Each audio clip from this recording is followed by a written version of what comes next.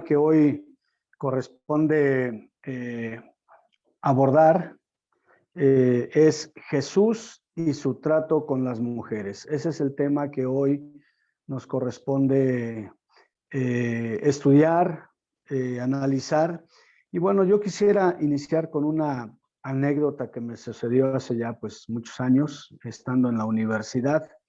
Recuerdo que se hablaba precisamente en una de las materias que nos correspondía abordar en ese día. Se hablaba acerca de lo que era el cristianismo. Y bueno, pues en ese momento una joven, de una manera despectiva, ¿verdad? Una señorita decía, bueno, pues, ¿y qué aportó el cristianismo? O sea, realmente, ¿qué vino a aportarnos a la sociedad, al ser humano? Y bueno, pues yo pedí el uso de la voz y comenté al profesor y a los compañeros y a esta joven que estaba ahí, digo, mira, pues lo primero, muchas de las cosas que vino a aportar Jesús a esta humanidad fueron cosas muy grandes, muy importantes. Entre ellas, quiero decirte que una de las cosas que Jesús hizo fue precisamente reivindicar a la mujer, ponerle en el lugar que realmente le correspondía, digo, porque en aquellos tiempos bíblicos la mujer era tratada como un artículo de uso, no se le daba el valor, la importancia. Sin embargo, cuando Cristo vino, Cristo la posiciona en el lugar que le corresponde, la reivindica, ¿verdad? Y nos enseña el valor de lo que es la mujer, la importancia de la mujer, el respeto hacia ella. Así es que si Cristo no hubiese venido, tú ni siquiera podrías estar estudiando en este momento con nosotros, como mujer, ¿verdad? Número dos, pues no tendrías ni siquiera la oportunidad de ejercer alguna profesión o alguna carrera. Entonces, pues deberías de darle gracias a Jesús que por ello pues tú tienes esta gran oportunidad, ahora puedes también estudiar, ¿verdad? Y tener el mismo valor, la importancia que cualquier varón, que cualquier hombre.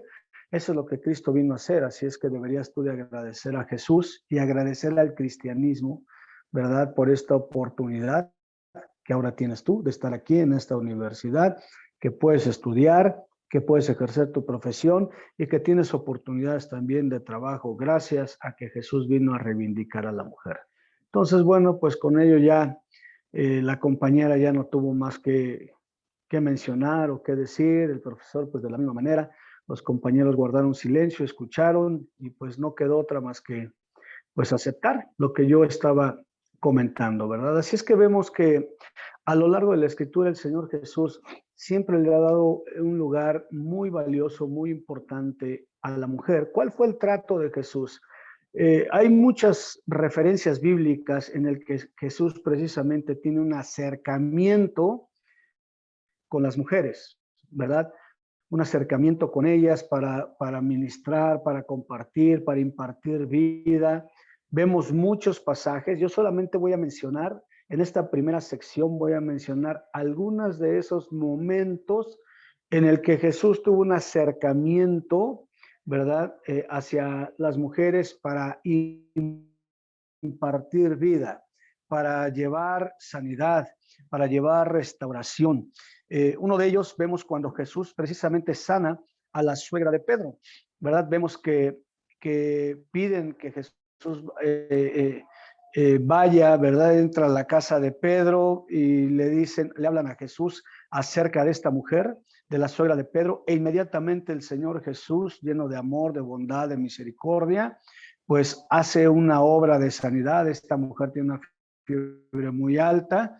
En aquel entonces, pues no tenían todos los recursos médicos para poder aliviar una fiebre. Hoy en día, pues tenemos muchos recursos. Sin embargo, en aquel entonces, de hecho, una fiebre podría ser causa de muerte. Sin embargo, Jesús, en su amor y misericordia hacia esta mujer, la suegra de Pedro, pues hace un milagro maravilloso y lleva sanidad a su cuerpo. También vemos, por ejemplo, a la hija de Jairo y la mujer que tocó el manto de Jesús. Esto lo vemos, por ejemplo, en Mateo 9, 18 al 26.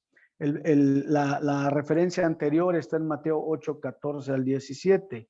Vemos a la hija de Jairo y vemos a la mujer que tocó el manto de Jesús. De la misma manera, esta mujer, ¿verdad?, se acerca a Jesús y toca el manto de Jesús. Y entonces esta mujer recibe una sanidad. Esta mujer tenía muchos años que padecía una enfermedad que era precisamente el flujo de sangre.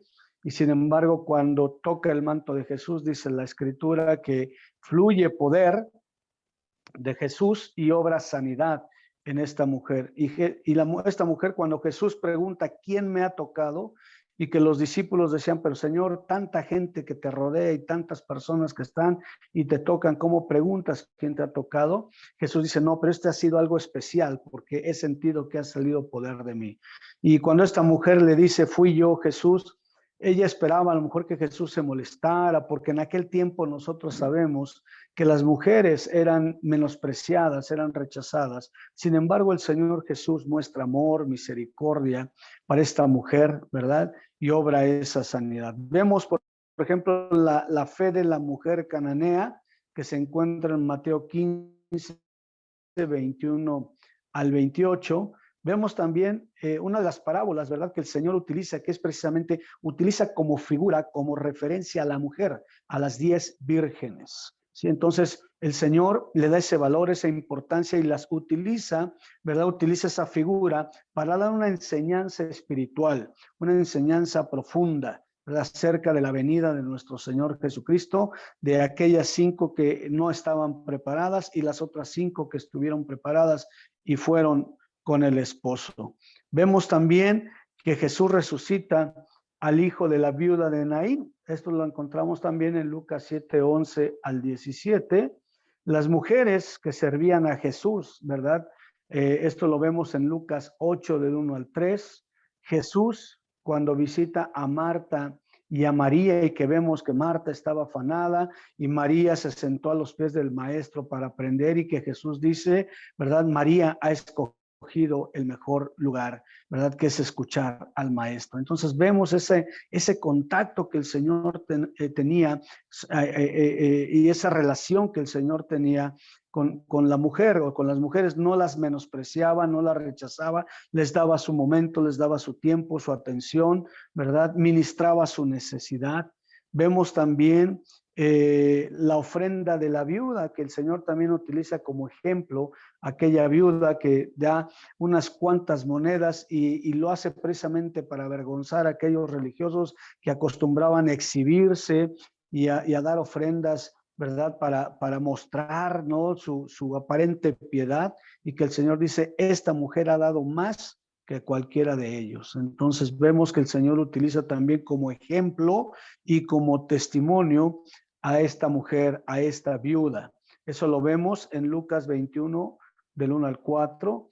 También vemos, ¿verdad?, a Jesús y la mujer samaritana, un pasaje que nosotros conocemos perfectamente bien ahí en el Evangelio de Juan, capítulo 1, del versículo 1 al 30 precisamente. Fíjese todos los versículos que el Señor utiliza para dejar plasmado este testimonio de aquella mujer samaritana. Esto es algo muy interesante. En el contexto bíblico, esta mujer tenía todas las de perder, por llamarlo de alguna manera. Primero, pues era mujer. O sea, de entrada, sabemos que las mujeres en aquel entonces no las trataban como debía ser, como el Señor, de alguna manera, desde su origen, que ahorita lo vamos a ver, el Señor había establecido. Sin embargo, vemos que el Señor Jesús dice la palabra, ¿verdad? Porque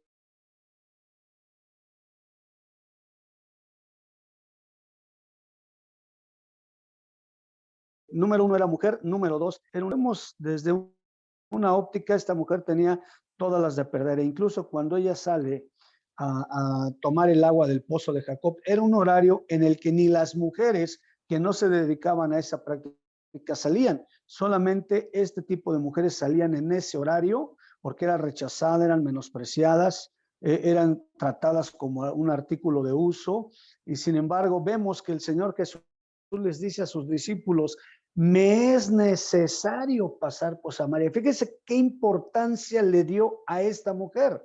El Señor dice, me es necesario, es importante, es imprescindible. El Señor Jesús no estaba buscando a las masas, estaba buscando una persona donde podía Él llegar y tocar su corazón, llevar sanidad y restauración. Y en este caso era esta mujer. Entonces para Jesús era sumamente importante ver a esta mujer e impartir palabras de vida eterna. Y le dice, de hecho, Jesús cuando se encuentra con esta mujer y le pide agua, ¿verdad? Le dice, dame agua. Y entonces la mujer se sorprende y dice, pero ¿cómo es posible? Tú eres judío y sabemos que los judíos y los samaritanos no hay buena relación porque los judíos consideraban a los samaritanos como una raza impura porque era una mezcla de otras razas. Y los judíos, de hecho, preferían pasar por otro lugar, ¿verdad? Y no cruzar por Samaria.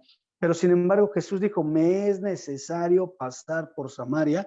Y el Señor habla y dice, si tú supieras quién está hablando contigo, le pedirías agua. Y es agua que yo te daré, la cual nunca, nunca jamás tendrás sed.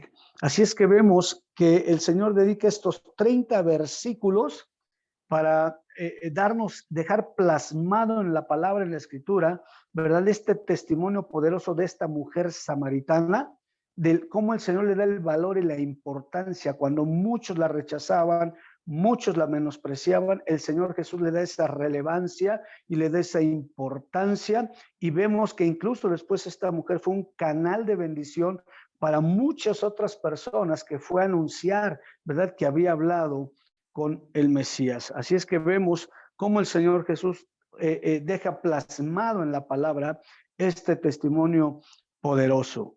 Vemos también a la mujer adúltera, ¿verdad? Hemos escuchado, hemos visto también este testimonio. Nosotros lo vemos en Juan capítulo 8, ¿verdad? Vemos este testimonio de la mujer adúltera. Vemos cómo la gente que lleva a esta mujer, ¿por qué no aprendieron al varón que también había incurrido en pecado? Sin embargo, solamente llevaron a esta mujer ante Jesús y le dicen, bueno, Jesús, a ver, ¿cuál es el castigo que esta mujer merece por ser hallada en adulterio? Porque el castigo en ese contexto, en ese tiempo, era que tenía que morir lapidada, morir a pedradas. Sin embargo, el Señor Jesús, nosotros conocemos esta parte de la historia, que Él se hinca en tierra y comienza a escribir, y después dice, aquel que esté libre de pecado, que arroje la primera piedra. Y vemos que nadie arrojó piedra porque sabían y conocían su condición pecadora, incluso los mismos religiosos, los mismos fariseos, la misma gente que llevó esta mujer delante de Jesús, sabían su condición de pecado. Y vemos que Jesús le dice, bueno, ¿a dónde están? Se fueron todos. Entonces nadie te acusa, yo tampoco. Así es que vete y no peques más. Vemos cómo el Señor Jesús, ¿verdad?, le da esta importancia a esta mujer adúltera. Vemos también, ¿verdad?, a Lázaro y sus hermanas, la muerte de Lázaro y la resurrección de Lázaro. Sus hermanas Marta y su hermana María. Conocemos también esta parte de la historia, mandan a llamar a Jesús, Jesús espera unos días más, Lázaro muere, lo sepultan, Jesús va a ver a Lázaro, lo encuentran sus hermanas y dice, Señor, pues Lázaro ha muerto, y vemos que el Señor se duele en su corazón, ¿verdad? Pero va al sepulcro de Lázaro y resucita a Lázaro después de 4 días de muerto. De hecho, dice la Biblia que Lázaro ya gedía, ya olía mal, pero sin embargo el Señor lo sacó de ahí, ¿verdad? Y consoló también el corazón de sus hermanas, de Marta y de María. Un testimonio poderoso, un testimonio extraordinario, ¿verdad? La palabra dice, aunque estés muerto, vivirás. Así es que vemos esta porción bíblica, como el Señor también escucha la petición de Marta y María y va a Lázaro y lo levanta, lo resucita, lo saca de aquel sepulcro. Vemos también aquella mujer, ¿verdad? María, que unge los pies de Jesús, que rompe aquel vaso, ese alabastro, ¿verdad? Que era un perfume carísimo. Esta mujer va y unge los pies del maestro, ¿verdad? Y el Señor, los discípulos decían, pero ¿cómo? Y sobre todo Judas, que era un hombre avaricioso, dice, oye Señor, pero ¿cómo te permites que rompa este perfume tan caro, con eso podrían dar de comer a los pobres. Y el Señor le dice, bueno, aquí van a tener a los pobres por mucho tiempo, pero a mí solamente será por un tiempo, déjala. María estaba anunciando precisamente la muerte de Jesucristo con ese acto cuando unge los pies del Maestro, ¿verdad? Estaba anunciando la muerte de Jesús. Entonces vemos cómo el Señor permite y utilice dentro de la Biblia, la Escritura, la historia, una participación importante de la mujer, ¿verdad? Aún en la vida del Maestro de Jesucristo y de su ministerio también, de tal modo que lo que estaba haciendo María era un acto profético, estaba anunciando la muerte del Señor Jesucristo, ¿verdad? Pero también la resurrección del Maestro. Y vemos también, ¿verdad? Un ejemplo más, porque hay muchos, ¿verdad? En los evangelios, en los 4 evangelios, registra la palabra de Dios que las primeras que se dieron cuenta que Jesús había resucitado fueron las mujeres. Ni siquiera los discípulos, hermano. Ni siquiera los discípulos que estuvieron con el maestro y aprendieron a los pies del maestro, fue las mujeres, y no es porque haya sido coincidencia, es porque así estaba dentro de los planes y dentro de los propósitos de Dios, hermano.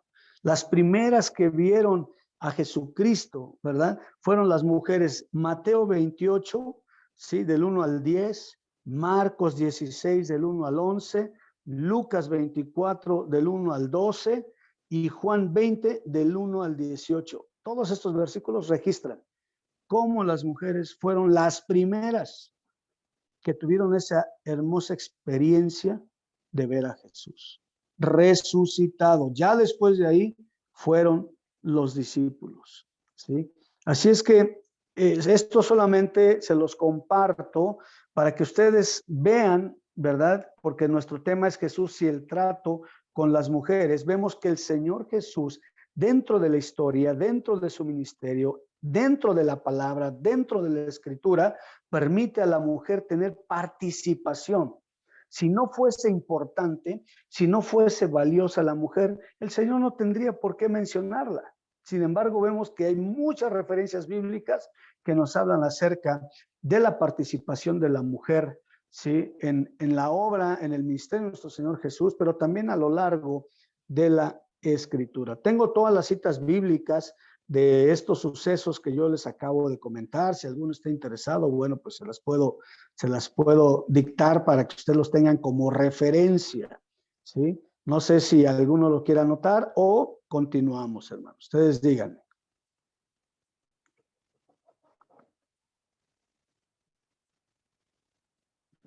¿Continuamos?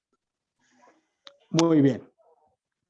Ok, entonces, ¿cuál es el trato de Jesús con las mujeres? Hemos visto esta serie de pasajes específicamente de Jesús teniendo un encuentro, ¿verdad? Hablando en el sentido correcto, sano, un encuentro de Jesús con las mujeres, ¿verdad? Donde el Señor denota el valor y la importancia de ellas dentro de su ministerio. ¿Cuál fue ese trato? Número 1 fue un trato de amor ágape, ¿no? Sabemos que hay 3 tipos de amor, que es el amor ágape. El amor ágape es el amor de Dios hacia el ser humano. El amor eros, que es el amor sexual, que en este caso puede ser incluso de un esposo y una esposa, ¿no? Pero también está el amor filial, que es el amor del parentesco, de la familia, ¿sí? Así es que el amor que el Señor expresa a estas mujeres fue un amor ágape, un amor divino, de Dios hacia las personas, de Dios hacia las mujeres. ¿Sí? Vemos que de hecho el motor que impulsó a Jesús a venir a esta tierra fue el amor, dice la palabra, porque de tal manera amó Dios al mundo. No dice al hombre, al varón, sino dice al mundo. O sea, aquí incluye hombres y mujeres. Amó al mundo. Y su amor lo llevó a dar su vida por el ser humano. Así es que el acercamiento en cada uno de estos sucesos que nosotros que yo acabo de mencionar, es un acto de amor de Dios hacia la mujer. Esto para dejar claro que la mujer tiene una importancia y una relevancia, ¿sí? Pero también es un acto de misericordia. Sabemos que Dios es un Dios de misericordia, hermano. Nada de lo que nosotros hemos alcanzado o logrado ha sido por nuestros propios méritos.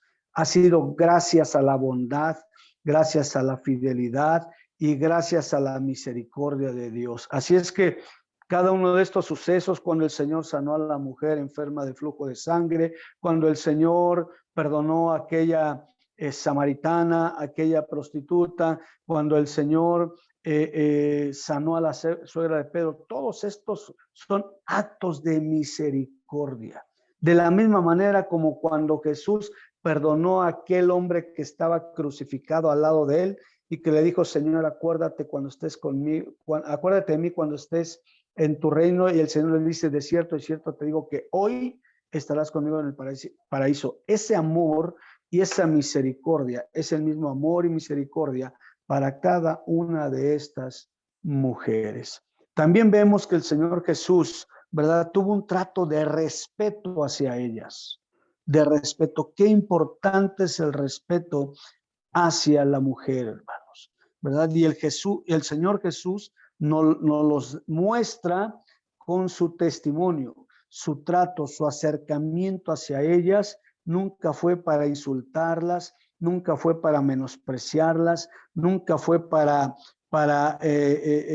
degradarlas. Sí, al contrario, siempre fue para reivindicarlas, siempre fue con respeto hacia cada una de ellas. No importaba la práctica de ellas, no importaba si era Marta y María, que eran buenas mujeres, no importaba si era aquella prostituta. El Señor Jesús siempre tuvo una relación y un acercamiento de respeto, un trato, ¿verdad?, hacia esa mujer, hacia esas mujeres de respeto. También vemos que el Señor Jesús dio una atención, o sea, prestó atención a la necesidad de cada una de ellas, e incluso hasta de misma María, su madre terrenal. Cuando el Señor Jesús estaba crucificado y ve la necesidad de María, ¿verdad? Y le dice a María, María, ahí está tu hijo. Juan, ahí está tu madre. O sea, hasta ese momento el Señor Jesús, su atención hacia Juan, pero también hacia María como mujer, supliendo su necesidad. Entonces vemos, hermanas, que el Señor Jesús tiene sus ojos puestos así como en el varón, también en la mujer. Su atención, su corazón está para ustedes. Y eso es muy importante porque lamentablemente en nuestra generación y en nuestro contexto mexicano machista, que déjenme decirles, hermano, con todo respeto a los varones que están ahí, hay una gran diferencia entre lo que es un macho y un hombre. ¿Sí? El macho, ¿verdad?, en un complejo de inferioridad o una supuesta superioridad, tiene un maltrato hacia la mujer, una discriminación a la mujer, ¿sí? Y creen que la mujer no tiene valor, no tiene importancia, no tiene razonamiento, no tiene inteligencia, etcétera. Pero ese es un acto de ignorancia. El hombre es aquel que provee, el hombre es protector, es el que cuida, es el que suple la necesidad de la esposa, de los hijos. El hombre es el que está a cargo de esa situación, es el que suple no solo económicamente, sino emocionalmente, moralmente, el que cuida a la familia. Entonces hay una gran diferencia entre lo que es un macho y lo que es un hombre, ¿verdad? Entonces, de hecho, precisamente hoy estaba escuchando las noticias y hoy precisamente daban un espacio a las mujeres, ¿verdad?, expresando esta situación, hablando de reformar la ley por el tema del abuso hacia la mujer, y en el caso de las niñas, que hay lugares donde las casan, las obligan a casarse muy chiquitas, ¿verdad? Entonces, escuchaba precisamente a algunos expertos hablando precisamente de lo que es el hombre, de lo que es el macho, ¿verdad? Y que hay una gran diferencia entre ellos. Entonces, creo que, hermanos, nosotros como cristianos debemos tener claro cuál es nuestra función como varones. Así es que vemos cómo el Señor Jesús brinda esa atención a la mujer, cómo presta atención. Sí, entonces nosotros como varones de la misma manera debemos prestar atención a nuestra esposa. La esposa no es la sirvienta de la casa. Hace algunos años, ya muchos años, un hermano enviudó y pues él me decía, es que hermano, yo ya quiero casarme. Yo le preguntaba, ¿y por qué usted quiere casarse? De nueva cuenta, dice, es que yo necesito quien me lave y quien me planche. Le dije, hermano, pues es que lo que usted necesita es una persona que le haga el aseo en su casa y le lave y le planche, ¿no? Una esposa, no necesita usted entonces una esposa. Entonces ahí nos damos cuenta cómo a veces los conceptos están distorsionados. Claro que dentro de nuestras funciones, de nuestras responsabilidades, ¿verdad? Conlleva ciertas tareas, pero no quiere decir que la mujer sea, ¿verdad?, esté hecha para ello, o el hombre nada más para ser el proveedor de la casa y hasta ahí. Hay muchas otras funciones más y responsabilidades que el Señor delega tanto al varón como a la mujer. Entonces, es importante que veamos cuál fue la actitud del Señor Jesús hacia la mujer. Y vemos también que el Señor Jesús posiciona a la mujer en el lugar correcto, hermano. ¿Sí? La posiciona en el lugar correcto. Sí, ahorita vamos a ver un poquito más sobre ello. Hasta aquí, hermanos, ¿hay alguna pregunta, algún comentario, alguna queja, alguna inconformidad? Con toda confianza pueden expresarse, ¿eh? Todo bien, pastor. ¿Sí? ¿Seguros? No vayan a estar como aquella pequeñita que le preguntaban, ¿cómo te fue en la escuela, hija? ¿Todo bien? Todo mal, ¿verdad? Entonces, ¿cómo está eso? Muy bien, hermanos. Entonces, vamos a continuar. Así es que vemos, entonces, cómo fue el acercamiento, el trato del Señor Jesús hacia la mujer. Ahora, ¿cómo debe ser nuestro trato, varones, hacia la mujer? Vamos a la palabra. Mire, Génesis, de entrada, vaya usted a la escritura en Génesis, capítulo 1, versículo 26.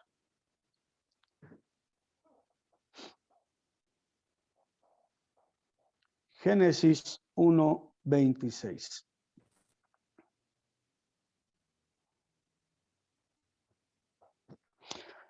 A ver, ¿alguno de ustedes me quiere leer esa porción bíblica, hermanos, por favor? 26 y 27. Es la palabra de Dios. Entonces dijo Dios, hagamos el hombre y a nuestra imagen conforme a nuestra semejanza, y señoree en los peces del mar, en las aves de los cielos, en las bestias, en toda la tierra y en todo animal que se arrastra sobre la tierra. Y creó Dios al hombre a su imagen, la imagen de Dios los creó, varón y hembra los creó. Muchas gracias, muchas gracias. Fíjense, es interesante notar esto, hermano. Dice la Biblia, desde su origen, que creó Dios al hombre. Fíjese, la palabra hombre en este contexto no se está refiriendo únicamente al género masculino, sino que se está refiriendo al género humano. O sea, quiere decir que en el corazón de Dios estaba el varón y la mujer. ¿Sí? Y esto es muy importante entenderlo, hermanos, porque, mire, de pronto sabemos que vivimos un tiempo donde hay una lucha de poderes, ¿verdad? Donde por un lado el machismo y por otro lado el feminismo. Por un lado el hombre dice, pues aquí yo soy el que manda, y por otro lado la mujer dice, pues yo no necesito ningún hombre a mi lado para salir adelante, y entonces nos enfrascamos en una lucha de poderes, cuando en realidad en el corazón de Dios, desde su origen, estuvieron ambos, tanto el varón como la mujer. O sea, el Señor les da el mismo nivel de importancia, solamente que cada uno tiene una función distinta. Eso es importante entender.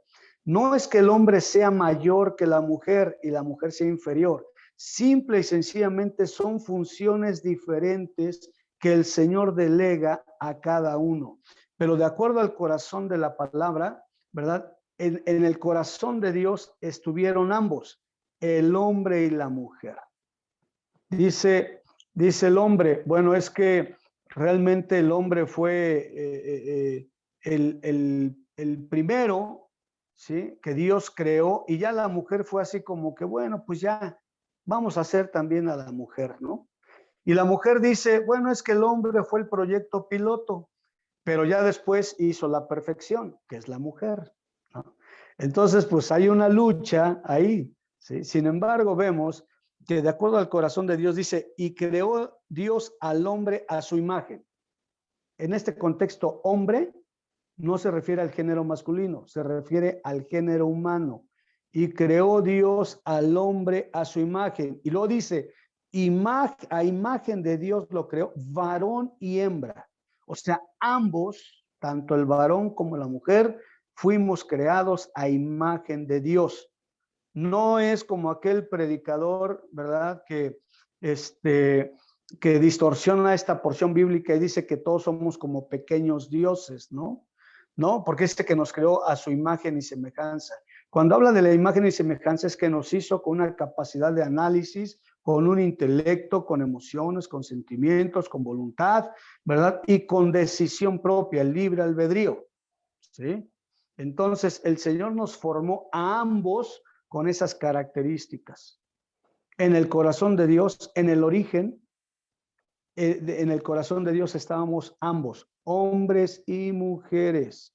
Así es que delante de Dios no, el hombre no es mayor que la mujer. Simple y sencillamente cada uno tiene una función distinta. Nada más como el liderazgo. En el liderazgo no hay jerarquías. El liderazgo espiritual no se basa en jerarquías, sino en funcionalidad. O sea, yo no soy más que los hermanos de la iglesia que pastoreo. Simple y sencillamente el Señor me puso en una posición de liderear, de pastorear, pero no quiere decir que yo sea más importante o más relevante para Dios. No, delante de Dios todos somos igual de importantes. Así es el varón y la mujer. Delante de Dios, el Señor nos creó hombre y mujer, ¿verdad? A la imagen de Él, con una inteligencia, un intelecto, con emociones, con sentimientos y con voluntad propia, con libre albedrío. Tan así que vemos que Eva ejerce su libre albedrío y toma una decisión equivocada al comer del fruto. Y también Adán no fue obligado por Eva. Él también tomó una decisión incorrecta al comer también del fruto. O sea, ninguno de ellos fueron coaccionados. Ellos tomaron la decisión. Obviamente esa decisión trajo sus consecuencias, pero ahí vemos que el Señor a ambos les da esa capacidad, ¿sí? Así es que ni el hombre es más inteligente, ni la mujer más, al Señor los dotó con inteligencia y con funciones distintas, ¿sí? Que es cierto que ya científicamente que el cerebro del hemisferio norte y que el sur y que la mujer utiliza más uno que el hombre, pero al final de cuentas el Señor nos hizo con capacidades para podernos complementar y cumplir sus propósitos, ¿sí? Vemos también, por ejemplo, Génesis 2:18. ¿Quién me ayuda a leerlo, hermanos? Amén. Y dijo Jehová Dios, no es bueno que el hombre esté solo, le haré ayuda idónea para él. Fíjese, ahí está. No es bueno que el hombre esté solo, o sea, el Señor nos hace seres relacionables, ¿sí? Primeramente para relacionarnos con Él y después para relacionarnos con la mujer, en este caso Adán con Eva y Eva con Adán. En nuestro contexto, para relacionarnos con nuestro cónyuge. El Señor nos hizo con esa necesidad, hermano, de relacionarnos. La sociología dice que el ser humano no es como una isla, o sea que ha sido diseñado para vivir aislado, sino el ser humano, por todas sus características, ha sido diseñado para relacionarse con otros. Por eso aquí vemos en este contexto que dice, no es bueno que el hombre esté solo. Dentro de toda la creación del Señor no había nada ni nadie que pudiese caminar al lado de este varón, ¿sí? Sino tenía que ser una persona con mismas características. Bueno, O sea, hablando de intelecto, hablando de emociones, de sentimientos, etcétera, ¿sí? Así es que dice que el Señor formó a Eva, ¿sí? Y fíjese, dice esta porción bíblica, le haré ayuda idónea. Cuando dice idónea, no está hablando de perfección, está hablando, dice, le haré ayuda adecuada. Adecuada. Idóneo es adecuado. Así es que si el varón piensa que su mujer debe ser perfecta, está en un grave error, porque ni siquiera nosotros tampoco somos perfectos, hermano. Somos perfectibles, eso sí, estamos en un proceso de perfeccionamiento, pero el varón, si espera que la mujer sea perfecta, hermano, pues está en un grave error. Es como en el tiempo bíblico, que mucha gente se divorciaba, muchos se divorciaban solo porque a la mujer se le quemaba la sopa. Por eso el Señor viene a reivindicar y dice, a ver, momento, aquí ya divorcios, a menos que haya un pecado de adulterio, y aún si se puede perdonar, bien, y si no, ok, es la única causal de divorcio, pero nada que porque se le quemó la sopa, que porque no, ya no me gusta cómo cocina, que cómo planchas, que su carácter, eso debió haberlo pensado antes, hermano o hermana, ¿sí? La única causal de divorcio es por un caso de adulterio. Todo lo demás es solucionable. Que su carácter, pues que Dios moldee nuestro carácter, hermanos. ¿Eh?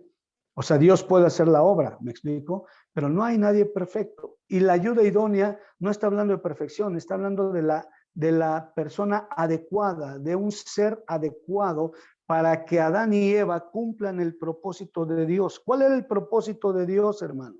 Cuando el Señor coloca a Adán y Eva en el huerto del Edén, fíjese, qué interesante, ¿verdad? Los coloca para que Él pudiese reflejar su gloria a través de ellos.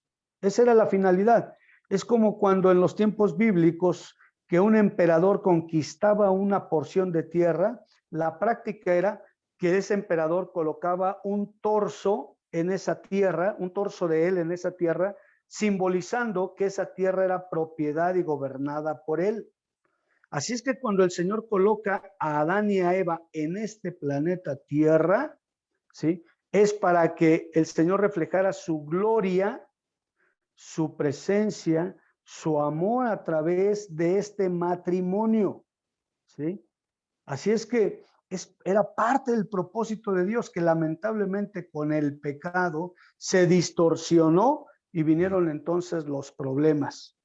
Vinieron los problemas en el matrimonio, vinieron los problemas donde Caín mata a Abel, etcétera, y de ahí se distorsiona y es lo que hoy estamos viviendo como consecuencia de esta humanidad. Pero el corazón de Dios al establecer a la mujer y al varón era para transmitir, para reflejar su gloria, para que la humanidad pudiese ver que el Señor es el que gobierna este mundo, Él es el dueño. Por Él y para Él fueron creadas todas las cosas. Así es que, hermanos, tenemos que cumplir el propósito de Dios. Nosotros como matrimonios, nosotros como varón y mujer, ¿sí? Debemos cumplir el propósito de Dios en nuestra vida. Y no debemos subestimar ni a la mujer ni al varón.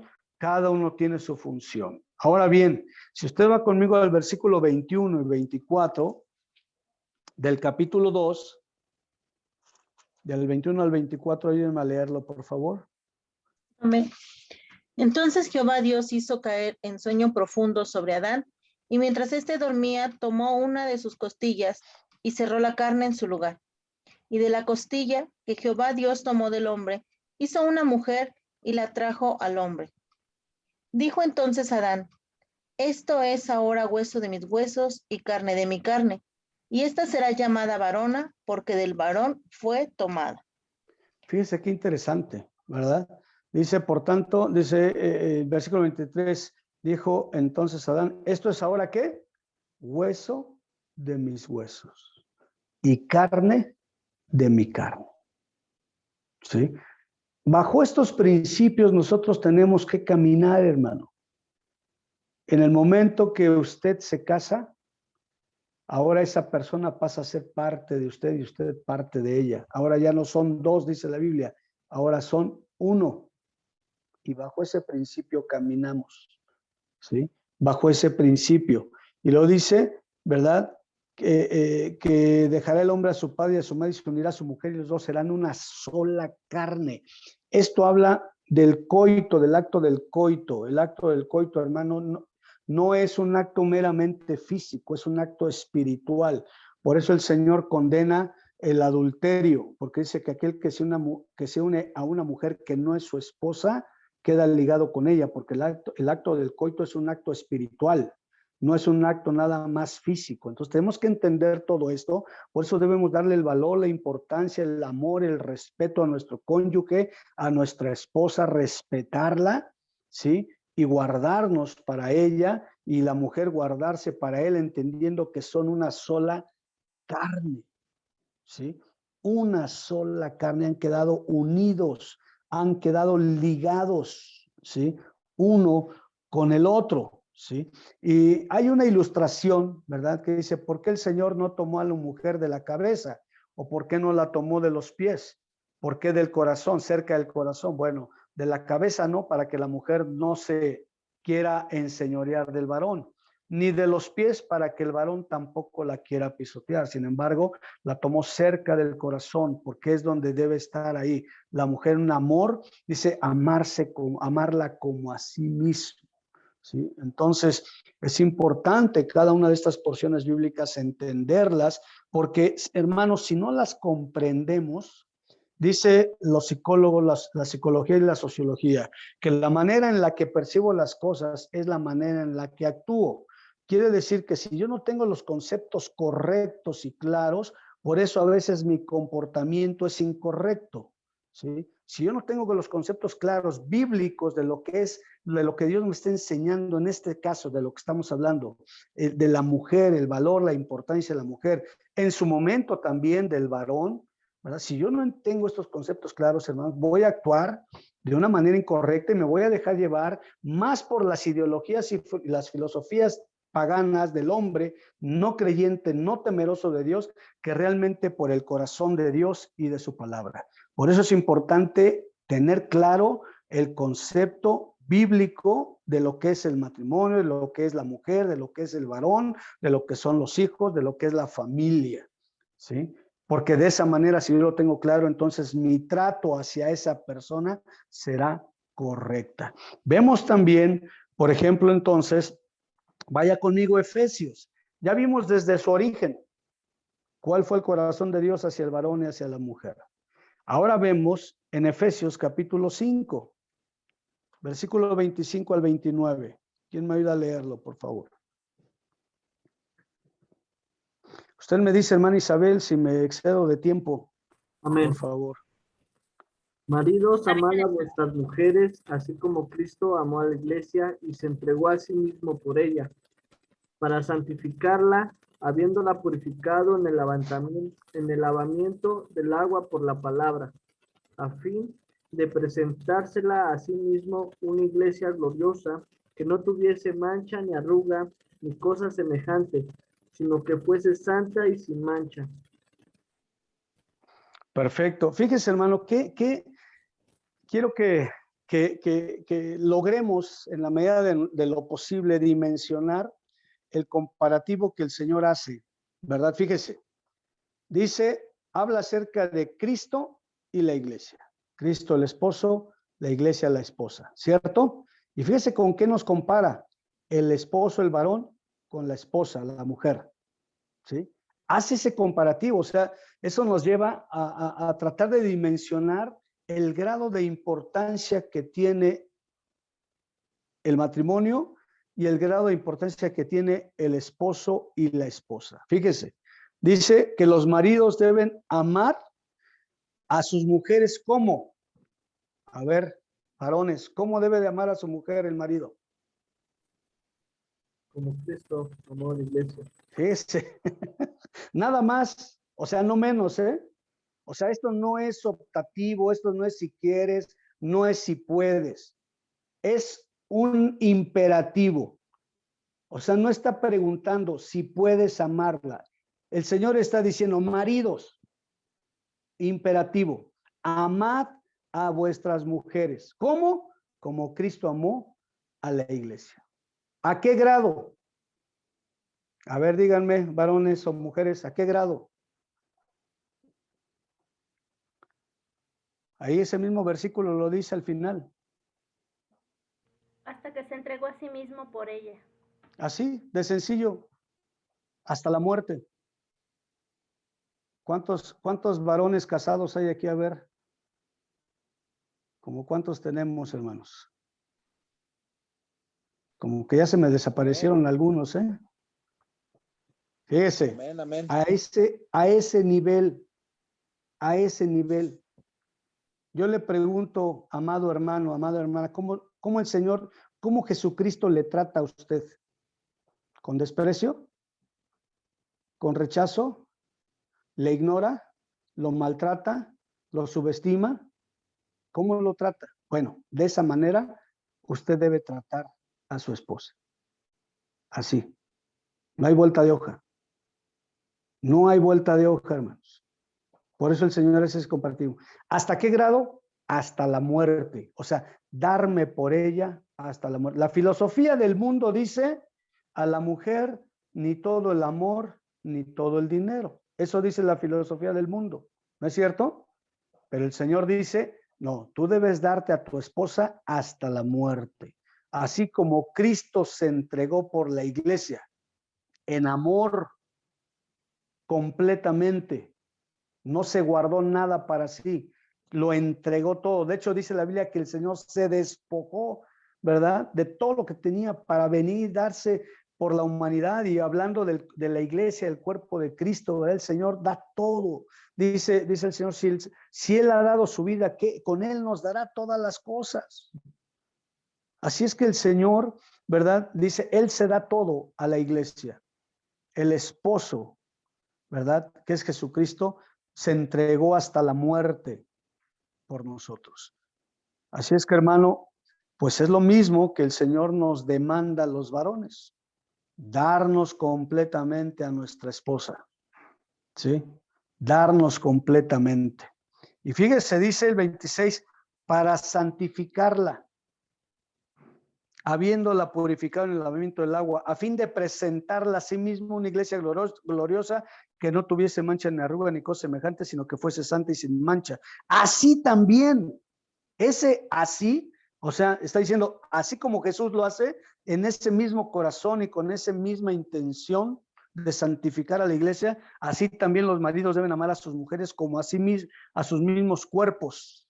El que ama a su mujer a sí mismo se ama. O sea, hermano, nosotros como varones debemos impulsar, apoyar, motivar a las mujeres para que crezcan, se desarrollen en la obra del Señor y no estorbarles.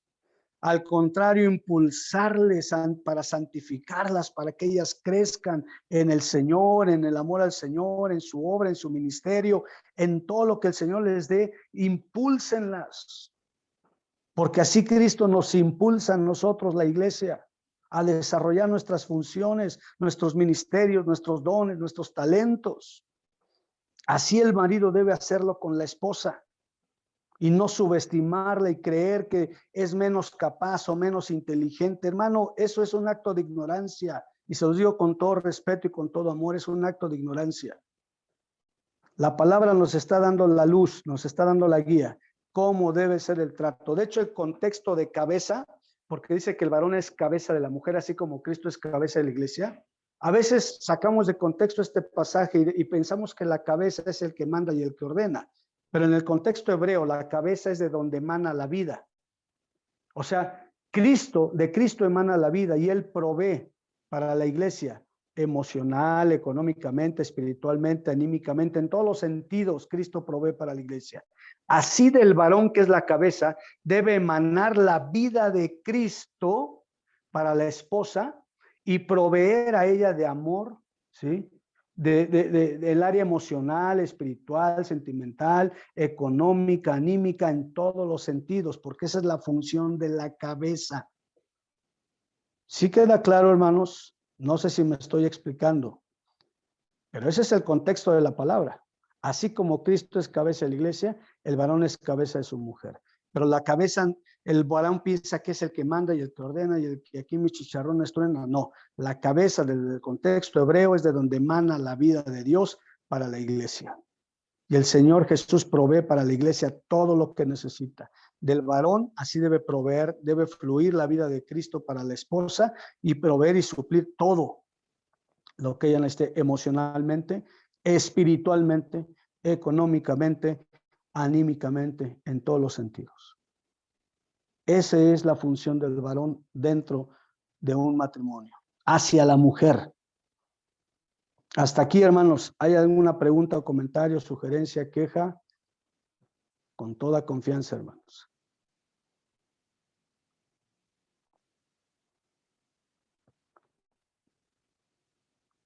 ¿Vamos bien? Todo claro. Muy bien, hermanos. Espero que esté siendo claro, ¿verdad? Bien. Entonces, esa es la función, hermanos, de nosotros los varones. Y ese debe ser nuestro corazón hacia la mujer. Porque ese es el corazón de Dios hacia la iglesia. Dice, así como Cristo amó a la iglesia, así el varón a su esposa. ¿Sí? Ahora fíjese, primera de Pedro 3:7, ya estamos por terminar, hermanos. Es que, no sé, denme un chancecito y ya ahorita terminamos, hermanos. Primera de Pedro, capítulo 3, versículo 7. Amén. Dice así la palabra de Dios. Vosotros, maridos, igualmente vivid con ellas sabiamente, dando honor a la mujer como vaso más frágil. Fíjese, hermano, ¿cómo ve esto? ¿Cómo debe ser nuestro trato hacia la esposa? Hacia la mujer, dice que debemos vivir con ellas ¿cómo? Sabiamente. ¿Y cómo debe ser nuestro trato? Como vaso frágil. No voy a decir como una hermana, ¿verdad? Decía en una iglesia, hermano, es que mi esposo piensa que soy vaso, pero de plástico, por eso me trata así. ¿Eh? Así es que, hermanos, ahí está la palabra. ¿Cómo debe vivir el varón con la mujer? Sabiamente. ¿Qué es la sabiduría? Dice la Biblia que el principio de la sabiduría es el temor a Jehová. La sabiduría, en una definición sencillita, es la aplicación práctica de la palabra en la vida diaria. Esa es la sabiduría. La gente puede tener mucho conocimiento en su cabeza, pero si nada de eso lo aterriza al corazón y a la vida práctica, de nada sirve. La sabiduría es la aplicación práctica de la palabra de Dios en la vida diaria. Así es que, hermanos, pues el Señor nos exhorta al varón a vivir con la mujer sabiamente y tener un trato, fíjese, como vaso frágil, ¿sí? Como vaso frágil. Dice, sabiendo, dando honor. ¿Qué es el honor, hermanos? ¿Alguien me puede decir qué es el honor?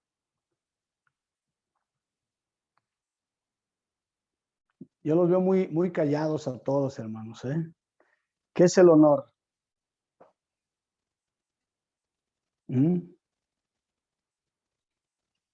Como respeto. Respeto, reconocimiento, ¿sí? ¿Cuántos varones reconocen a la mujer? Le dan un respeto, tiene un lugar especial. ¿Mm?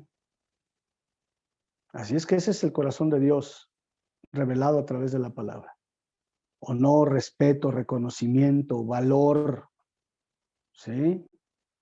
Y bueno, podemos decir muchas cosas más, pero quiero avanzar para concluir, hermanos, con esta plática. Bien, hermanos, vemos que a lo largo de la escritura, la mujer tiene un papel muy importante en el ministerio, ¿verdad? En la familia y en la misma obra del Señor. Un papel muy importante. Si usted va conmigo a 2 de Timoteo, capítulo 1, versículo 5, ¿qué dice? Amén. Trayendo a la memoria la fe no fingida que hay en ti, la cual habitó primero en tu abuela Loida y en tu madre Eunice, y estoy seguro que en ti también.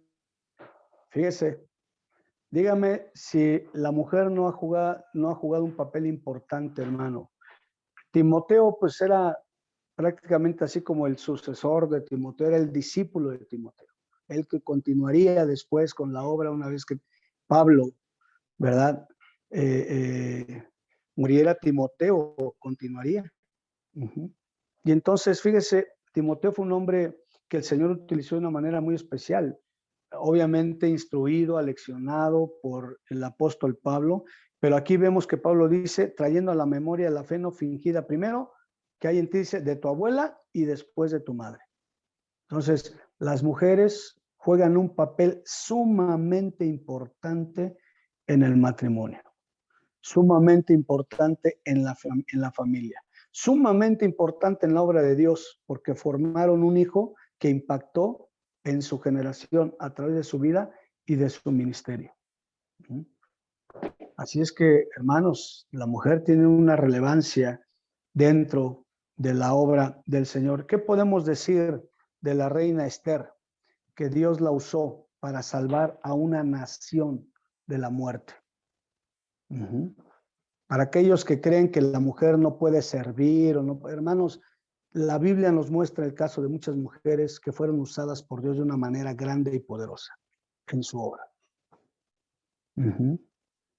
Porque también, así como el varón, también es importante la mujer. ¿Y qué podemos entonces decir acerca del cuerpo de Cristo que nos habla 1 Corintios capítulo 2? Dice que todos dentro del cuerpo de Cristo, todo el cuerpo de Cristo está compuesto por diferentes miembros y que todos los miembros tienen una función y que cada una de esas funciones es igual de importante en la obra de Dios. Así es que las mujeres como coherederas, ¿verdad? Que también son con nosotros, porque la Biblia lo acabamos de leer hace un momento, ¿sí? También tienen ese nivel de importancia dentro de la obra de Dios para impactar nuestra generación. Así es que, hermanos, pues podríamos hablar mucho más sobre esto. Ahí están las bases bíblicas, ahí está el fundamento bíblico. Como decimos en el argot de la abogacía, está debidamente fundado y motivado lo que estamos diciendo. Ahí está en la escritura. No hay para dónde hacerse, hermano. Si usted y yo queremos caminar sobre nuestros conceptos humanos, pues ese ya será nuestro problema. Pero la palabra nos está dando luz y dice que es lámpara a nuestros pies y lumbre a nuestro camino. Nos muestra cuál es el corazón de Dios, nos revela el corazón de Dios para el hombre. Así es que, hermanos, pues hasta aquí no sé si hay alguna pregunta o comentario.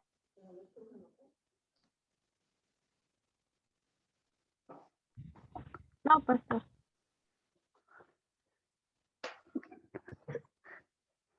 Todo quedó claro, mis hermanos.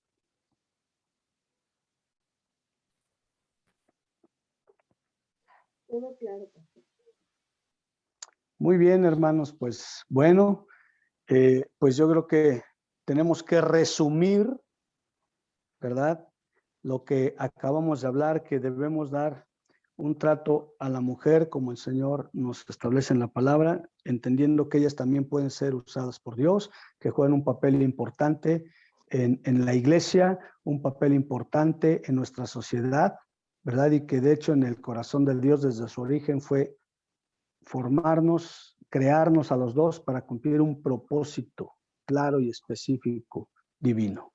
Así es que, hermanos, pues no sé si hay alguna pregunta o comentario, si no, pues hasta aquí terminamos. Hermana Isabel, no sé si tenga algún comentario, mi hermana presbítera.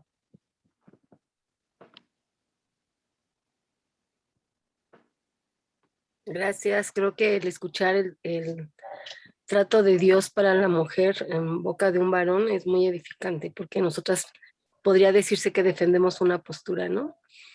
Pero es lo que la Biblia dice y lo que un pastor está creyendo y compartiendo. Así que muchas gracias, Pastor Jorge. Qué bendición escucharte. Llegué un poquito tarde porque tenía una reunión con mis líderes, pero ya estamos aquí y gracias por tu gran aportación. No, es una bendición para mí. Hermana Isabel. Muchas gracias, hermano. Agradecemos. Ahora sí, le voy a decir lo que día a día hemos dicho. No hay preguntas porque todo ha sido muy claro y a la luz de la palabra, ¿verdad? Sobre todo, que no hay, como usted lo decía, con qué debatir lo que la misma palabra nos enseña. Entonces, creo que es por eso que los hermanos se quedaron así como que, no, pues más claro ni el agua, ya, todo fue explicado. O fue por eso, o fue por eso porque dijeron, hermano, no le entendimos nada, ¿no? No, yo creo que sí. Todo claro. Ya ves, todo claro. Muy bien, hermanos. Muy bien. Pues Y aunque, hermanos, dígame. y aunque no hay aunque usted puede ver que no hay muchos varones, sí tenemos adolescentes que por ahí están con sus mamis, jóvenes, esposos, entonces no salen todos en la pantalla, pero ahí están escuchando. Perfecto, perfecto, hermanos. Pues, hermanos, depende mucho de nosotros que tengamos una mejor generación, ¿verdad? Pues algunos tenemos hijas y tenemos hijos también, y pues lo que esperamos es que en su momento el varón que les toque, pues sea un varón que las ame. Primero que ame a Dios, porque si ama a Dios, entonces va a amar a nuestra hija.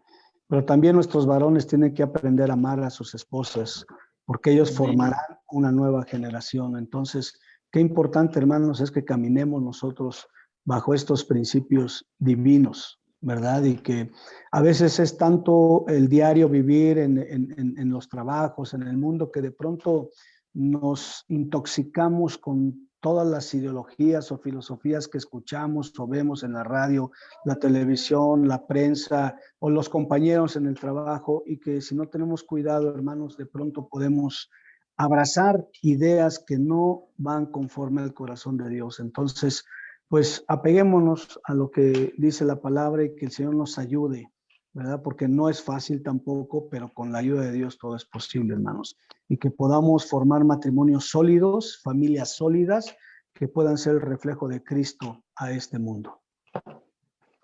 Así es que pues gracias, y pues ¿les parece bien si hacemos una oración, hermanos? Por favor. Padre, en esta noche te damos gracias por este tiempo. Ha sido una bendición para mi vida, un honor, un regalo tuyo el poder compartir con esta amada iglesia, amada congregación, Señor. Te ruego que tú sigas bendiciéndoles, te ruego, Señor, que tú les lleves a cumplir tus propósitos maravillosos. Sabemos los momentos difíciles que han atravesado, pero también sabemos, reconocemos y tenemos claro que tú no les has dejado, que ahí estás con ellos cada momento de su vida, que tú les sostienes, que tú les fortaleces, que tú les consuelas, que tú les guías, que tú les llevaste ahí para cumplir un propósito, un llamado tuyo, Señor, y que ellos seguirán generando un impacto en su comunidad, Padre mío, en el medio donde tú les has colocado, Padre. Ruego por la pastora, Señor, que tú sigas fortaleciendo su corazón, que sigas fortaleciendo la vida de sus hijos, Señor, y llevándolos a cumplir esos propósitos maravillosos, propósitos divinos, Señor. Padre mío, sabemos que siempre hay luchas, hay batallas, hay desafíos, hay oposición, pero tú darás la victoria. Tú vas delante de ellos como poderoso guerrero, como poderoso gigante, Señor. Padre mío, tú solamente les pides que se esfuercen. Mira que te mando que te esfuerces y seas valiente. No temas, no desmayes, porque el Señor tu Dios va contigo. Y esa porción maravillosa que daba, Señor, a Josué, y decías, así como estuve con Moisés, también estaré contigo. Así como estuviste con Moisés y estuviste con Josué, también estarás con mi hermana Isabel, porque eres el mismo Dios, Señor. Dice tu palabra que eres el mismo Dios, Señor, y el de la eternidad, Señor, desde la creación del hombre. Señor, eres el mismo Dios, el Dios que llamó a Moisés, el mismo Dios que llamó a Josué, es el mismo Dios que llamó a mi hermana Isabel, y en su momento mi hermano Eric, que cumplieron un propósito maravilloso, pero que tú sigues teniendo planes eternos para ellos, Señor. Tú eres su fuerza, tú eres su consuelo, tú eres su paz. Gracias, bendito Señor, por este honor, por este privilegio de poder compartir con mis hermanos. Gracias por este regalo tuyo. Bendícelos de una manera grande y poderosa. Lo pido en el nombre de Jesús. Amén.